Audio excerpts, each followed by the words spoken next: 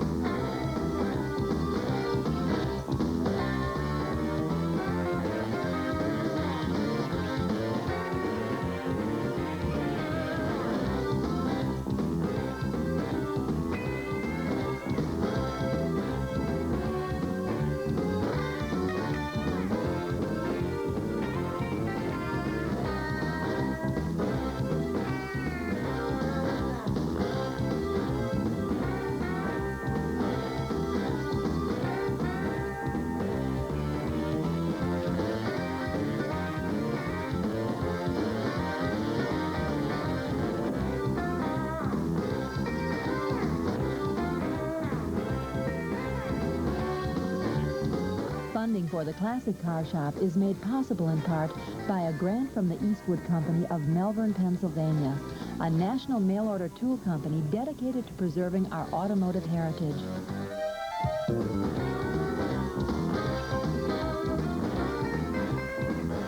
And by Hemmings Motor News, the national Bible of the old car hobby, published monthly from Bennington, Vermont.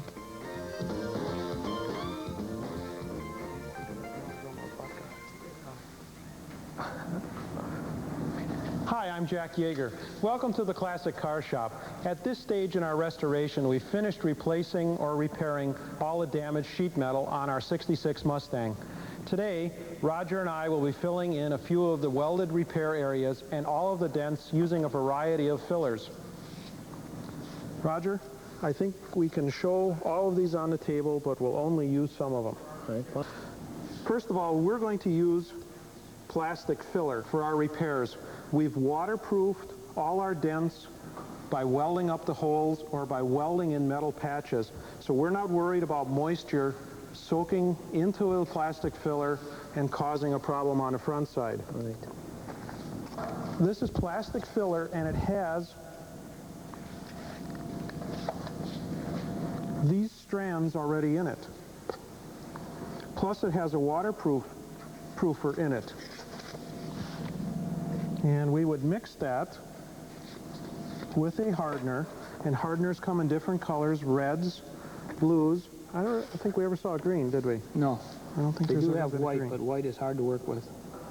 The hardeners are always a color because then you can see if you're evenly mixed. If you're not evenly mixed and a complete color change in this plastic, you're going to have spots that we call wet spots that remain wet and are never catalyzed. Let's see if we got it. And there are label instructions on the amount. We can now take a plastic spreader and we'll go ahead and mix this up. And when I mix, I don't want to whip air bubbles into it.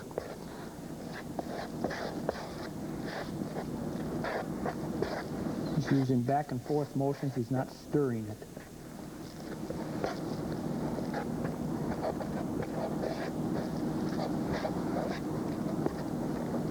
Now, this is a very coarse product because of the fiberglass pieces that are in it. And now we could spread this on the car. We would sand this, but we once again need to fill this and finish it off with a easier sanding, less coarse plastic filler. And we'll leave that right there. We use plastic spreaders, and now's the time to clean up the spreader. You need to think of the spreader, even though it's plastic and there are round 45 cents a piece or so. You need to think of it as a nice precision piece of tool. We want to keep this edge nice and sharp. The next product is a waterproofing product once again, and it is plastic filler, and it has the powdered fiberglass in it. And do you think we have a red here, or do we have another blue? Just a red, I think. Okay, it'd be hard to see with.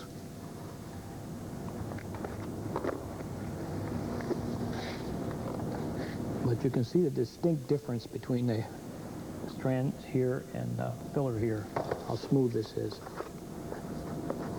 Now these products are used for waterproofing, for putting over holes. We could use this product over our burglar alarm keyhole that we welded up, just to doubly ensure that we've waterproofed it. Now if we found any spots that, or streaks where it looks like a marble effect, Like a marble cake, you want to get rid of those. because they'll never dry. They'll remain wet for as long as the car is around. Okay, the last product we have is not only a waterproofer, but also a plastic filler. And it's not really plastic. It uses aluminum, some aluminum powder. Aluminum, yeah.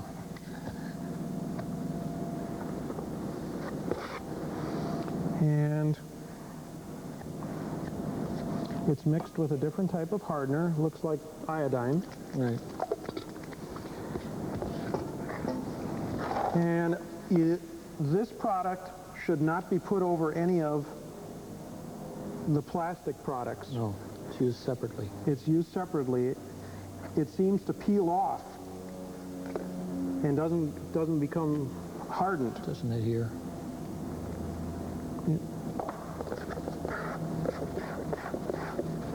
So this is a little harder to mix because it will not change color. It changes color slightly. Now we would be ready to put that one on. Now these really are what's normally used to waterproof or to fill holes.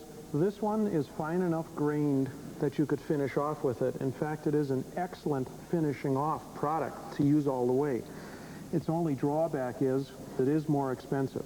It's about sometimes 3 times to 2.5 times more expensive than the plastic filler we're going to use. And since we've waterproofed all of our 1/8-inch holes or repaired rust-out areas with a metal patch or by welding them, we're just going to use the regular plastic filler. When we do mix, we will mix on a product that will not absorb the resins. The other things on the table are either straightening tools, dolly blocks, hammers, spoons, or sanding devices and sanding paper. And we're going to use a long hand sanding board to do our finish straightening. We have a little longer hand sanding block that we might use in a particular area. This sanding block really is not a very good straightening tool. It's a good primer straightening tool, but for plastic, we don't use this particular tool a lot because it does more on straightening. Beginners should not use a orbital 6-inch to do straightening. We do straighten or start the straightening process with our 8-inch. We do not use a grinder for grinding plastic filler. We use a grinder for cleaning up the metal and making the plastic adhere. We'll show you how the air file works. We also have in our variety of sandpaper, 80 grit with a self-adhering back, 40 grit with a self-adhering, 36, and we have a variety of different rolls that we can put on the long sander of 80, 180, and 120. We also have 80 grit for the big disc, 36 for the big disc, and 36 for the small disc. Well, Roger, should we start putting plastic on? Sure, let's do it. Let's start with the deck lid. All right. Now, the first thing we want to do is wipe off the deck lid with prep solvent. There may have been a lapse of time of a week or a couple of weeks that you haven't gotten back to working on your car, and you could have touched it with greasy hands, could have spilled soda on it, or even set a coffee cup. And the sugar from those products could gas off and be on the deck lid, and plastic won't stick to it then, or we may have a failure in the paint process.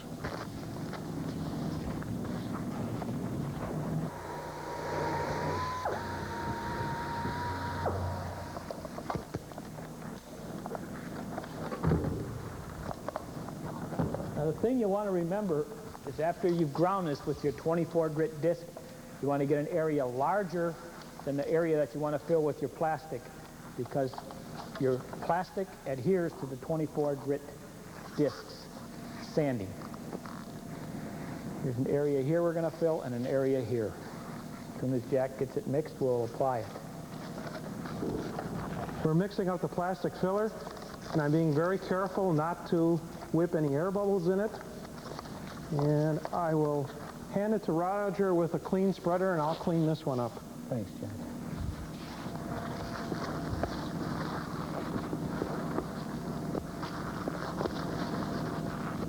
Now, when I apply it to this deck lid, I apply it smooth and evenly, trying to keep the outside edges thin and the majority of the filler where the dented area is at. So if you watch my spreader, when I'm on the outside, I'm standing up. When I come closer to the center, I go down. That means you get more towards the center and less on the outside. Roger's trying to put it on as straight as possible. The straighter you put it on, the smoother it goes on, the less work there is in sanding it. You notice you can still see the grinding area around there. That's what you want. The feather edge of the plastic filler to the metal, you can see through the plastic filler on the edge, and then it gets deeper and deeper, and then it once again starts to get thinner on the outer edges. That's called the feather edge, and that's the feather edge between the plastic filler and the bare metal. And as soon as that hardens, we'll go ahead and we'll do a little cheese grating on it, and then we'll start sanding it with sandpaper. One idea we'd like to get across is that we don't make the plastic filler smooth. We make it straight. And we use the coarsest sandpaper that we can to get it straight, and then we eliminate those sand scratches with finer and finer sandpaper. But also, we want to be careful when we start using finer and finer sandpaper, we could unstraighten what we already have straight. So it's a process of elimination of sand scratches rather than making it smooth. Roger's using a cheese grater on the plastic filler, and we're using it like it was a piece of sandpaper. It's a rough cut, and it's a metal blade, and we'll show you what that looks like after Roger's done. He's just taking the high spots off. We call it a cheese grater because it makes the plastic filler look like some kind of shredded cheese when we're all done. When you're all done, it comes out looking like that. What it really does is it cuts down on the plastic dust flying around. Now Roger's being careful not to pull any of the drying plastic off of it.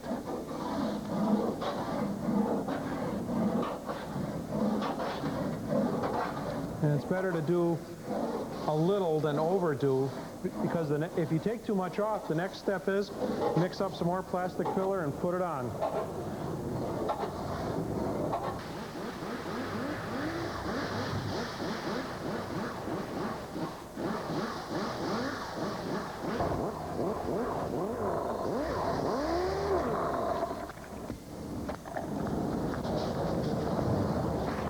With the big DA with a 36 grit pad, I've roughly sanded it down until it starts to become straight.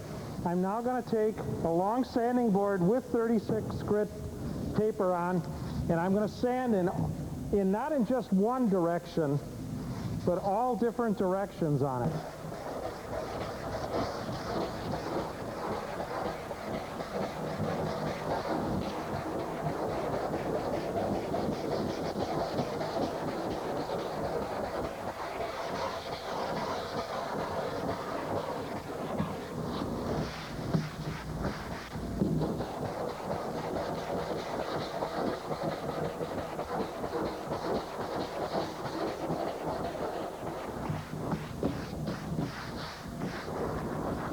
And now I need to get the straightness gauge out to tell me whether it's straight or not. And the straightness gauge is my hand. I'm going to tuck my thumb next to my finger, and when I rub it on there, you can see where my hand is getting dirty. Those are all the spots that need to lay on the trunk lid in order to tell whether you're straight or not. If I had a ring on, it would affect how I could feel because it may bridge over on the ring. But I'm laying my hand on there and feeling. I can feel that it needs more sanding, and it might be getting a little low here, so I'm going to go and do some more sanding.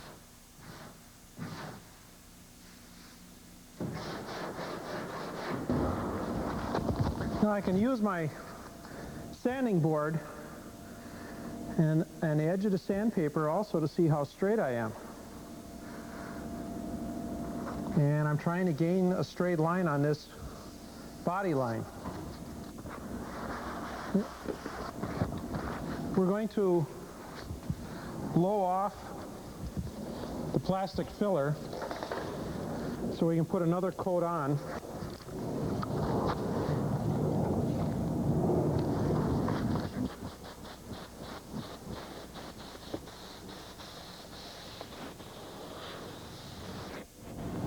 Now, I'm not so much concerned with the dust on it, even though I have to get the dust off, so when I'm applying plastic filler, I'm applying it on 36 grit sand scratches and 24 grit grinder disc scratches here. What I'm after is I'm trying to get the pinholes out.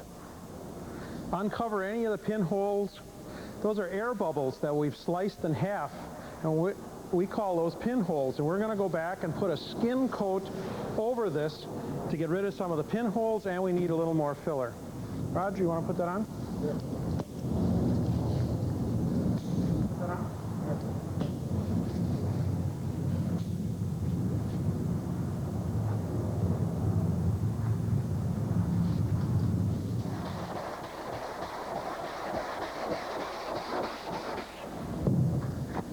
Once again, I need to tell whether it's getting straight or not.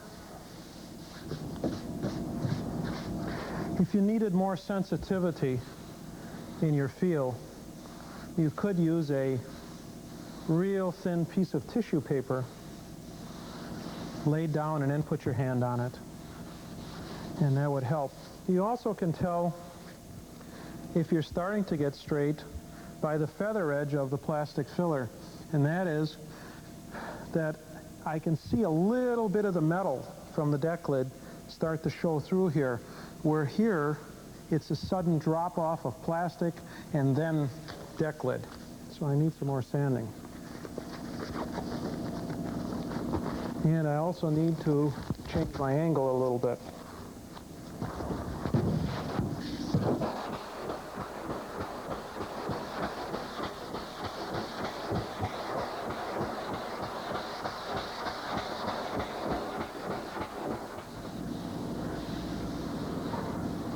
You'll probably find out that one hand works better than the other for finding what's high and low and what's straight.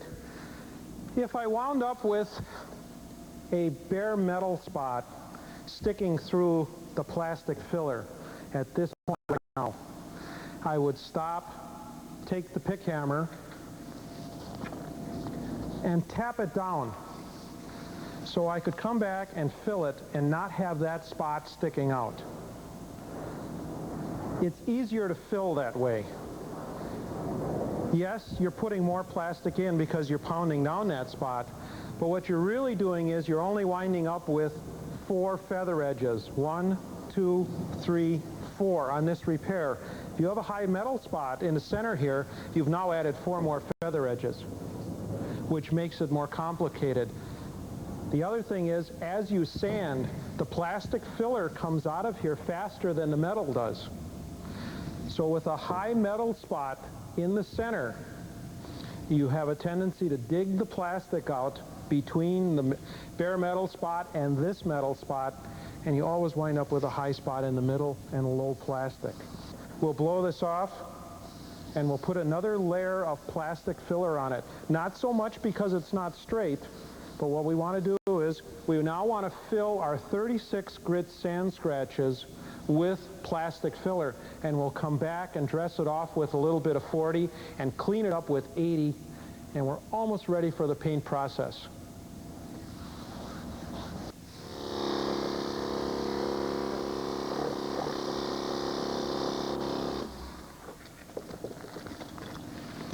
We have a line picked, welded, and ground the damaged section of this door, and Roger is now plastic filling what I hope is the last area we need to fill. Once an area is aligned and any dents picked out, you may have to weld up splits or holes, as we have done, and then grind them. After that, plastic filler is used to fill in any low areas, just like we did on the rear deck lid. When this door is finished, the rest of the car will be inspected for low areas, filled and sanded straight. As you can see, this front fender has already been done. First, we needed to unbolt the fender along the top and the bottom to move it into alignment with the door lines. We then went back to our notebook to help us find out where the low spots were. We made entries into our notebook as we were sanding the paint off the car with the big DA. We held that flat on the car, and that would help us find where there was a low spot by the paint not coming out of that area. We would have to take the DA and tip it sideways in order to get the paint out of that low spot. When we found that dent, we recorded it in our notebook, so when we'd start the plastic filling process, we would be able to not only find them with our hand, but if we missed one, we'd go back to the notebook and say, yes, there was a dent there. And a way to fill those dents is to fill them as one big unit and wind up with, in this case, we consider this as not really having any feather edges. And that is, it runs to the edge of the door, to this line, and when we filled up to this line. This plastic came off as we sanded it straight, and we're not really concerned because it's a very hard feather edge to see. I'll show you on the rear quarter what I mean by drawing on it, and we'll talk about feather edges and the application of plastic and why it's easier to do that. If we had a dent here, and one here, maybe one in the back, and they were just as small as a door ding from someone opening it up on the side of the car, and we wanted to fill those, we can't get to the back side and pick them out and metal finish them. If you were to apply plastic filler and just fill those areas,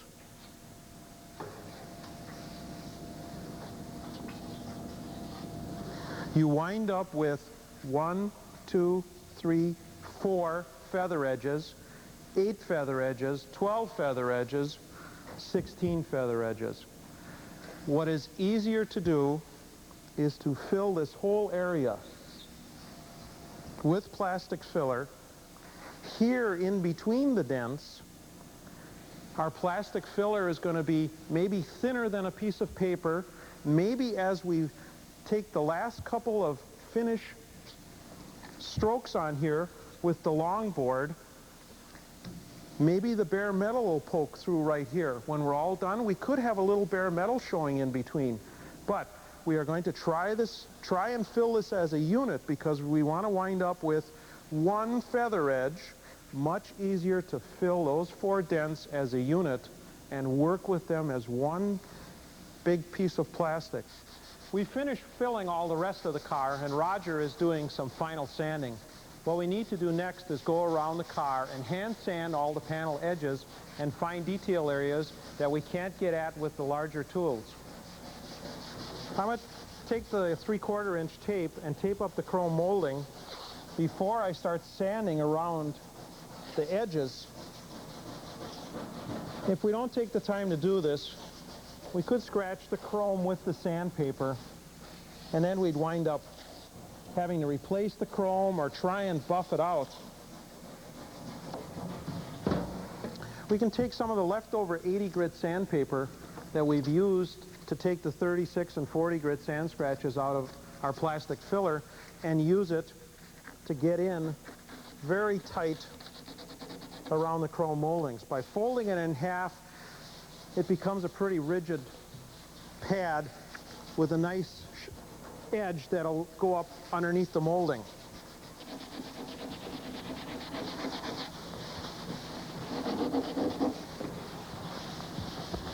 We don't want to leave that edge of paint on here. First of all, it's going to leave a very bad feather edge with the new paint that we're putting on. And we think it's been painted enamel, and the lacquer paint won't be compatible with it.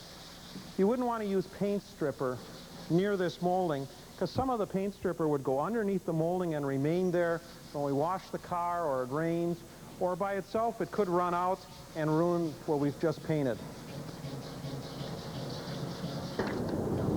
Roger and I are going to be finishing up our hand sanding, and next week we'll be ready to rust-proof prime, primer surfacer, and block sand to prepare to sealing and painting.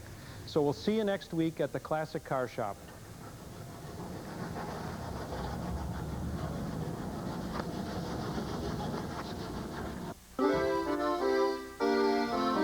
Funding for the Classic Car Shop is made possible in part by a grant from the Eastwood Company of Melbourne, Pennsylvania, a national mail-order tool company dedicated to preserving our automotive heritage. And by Hemmings Motor News, providing a variety of publications for the collector car hobby, including special interest autos published in Bennington, Vermont.